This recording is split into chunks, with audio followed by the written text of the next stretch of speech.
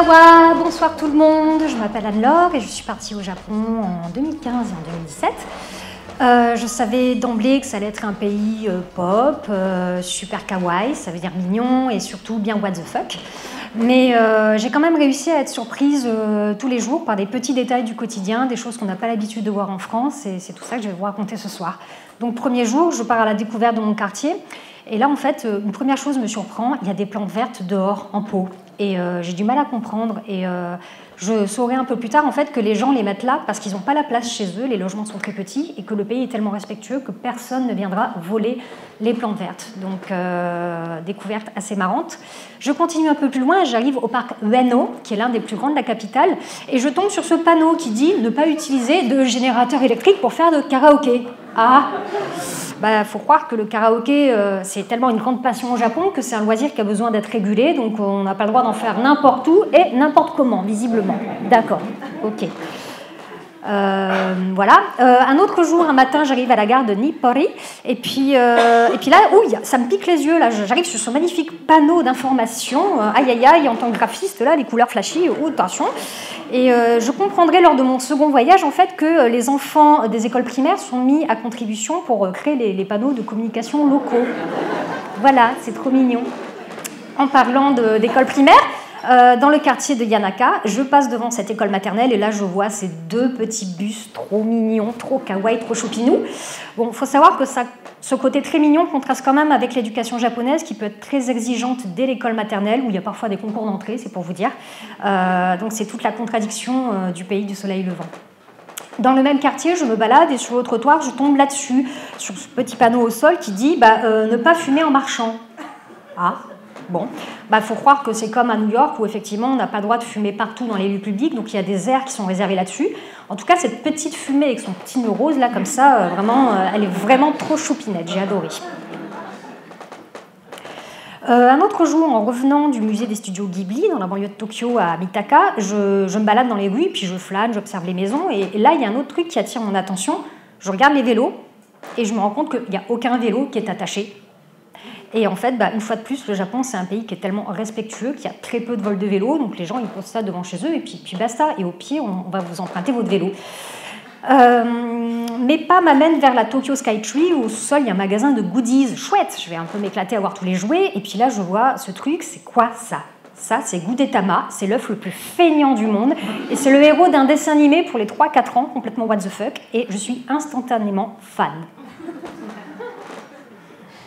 Un matin, j'arrive à la gare de Ueno encore, et puis je décide de prendre mon petit déjeuner dans un café, et puis quand je rentre dans le café, je vois ça, un mouton à la chantilly, et puis surtout, on n'hésite pas à en rajouter une couche, on met des fruits rouges par-dessus, des fraises, et puis il y a une fourchette, une cuillère, je vous souhaite un bon appétit, enjoy, hein. Donc c'était les petites surprises comme ça. Plus tard, je m'envole pour Kyoto et je vais sur le chemin des philosophes, qui est un lieu très emblématique de la ville, et je découvre enfin des chats qui se sont fait si rares dans ce pays, où on les aime tant. Et là, ils ont un petit carrosse en fer forgé qui leur est dédié juste pour la sieste. Et vraiment, je trouve ça très très mignon. Et la pancarte dit qu'on n'a pas le droit de les caresser. Dommage. Il y a autre chose qui me surprend et que j'avais déjà vu à Tokyo, ce sont des pierres avec des bavoirs. Alors il faut savoir qu'au Japon, il y a une très forte tradition animiste. Les Japonais considèrent qu'un esprit est incarné dans chaque chose. Ça s'appelle les kami. Ici, ce sont des kami protecteurs des enfants et des nourrissons, d'où le port du bavoir. Juste un peu plus loin, il y a un temple vraiment adorable et j'y découvre ces statuettes de souris. Il faut savoir que ce temple est dédié au dieu du mariage qui, pour épouser une belle princesse, a dû passer toute une série d'épreuves. Et au cours d'une des épreuves, des souris lui sauvent la vie. Et à ce titre, en fait, les petites figurines sont là pour le rappeler. Et il y en a partout dans plein d'autres temples, des petites figurines d'animaux, c'est vraiment très mignon. En parlant d'animaux, je vois souvent ceci dans les jardins et devant les magasins. Et j'apprendrai que ceci est une sorte de raton laveur endémique du Japon, qu'on appelle un tanuki. C'est un symbole de prospérité et de richesse. Et deux attributs notables, un gros ventre qui lui sert de tambour et surtout une énorme paire de couilles. Toujours à l'affût d'un bon resto, je tombe souvent sur des vitrines avec des plats qui sont faits en cire. Alors là-bas, c'est tout un art. On représente les plats en cire plutôt qu'une carte avec des photos à l'entrée du restaurant. Soit dit en passant, il y a beaucoup de plats dont les couleurs ont passé au soleil et franchement, c'est pas très très appétissant. Je m'en passerai un petit peu. Je continue à me balader en vélo dans Kyoto et puis je tombe sur un adorable petit café qui propose des cannelés à la carte. Alors moi je suis bordelaise et je me dis génial, je vais goûter ça. Il se trouve que la gérante a passé quelques années en France, elle en a ramené cette spécialité et elle me fait une présentation absolument magnifique et en plus de ça les cannelés sont vraiment délicieux. Voilà. J'arrive plus tard à Kamakura, qui est une ville de surfeurs au sud de Tokyo.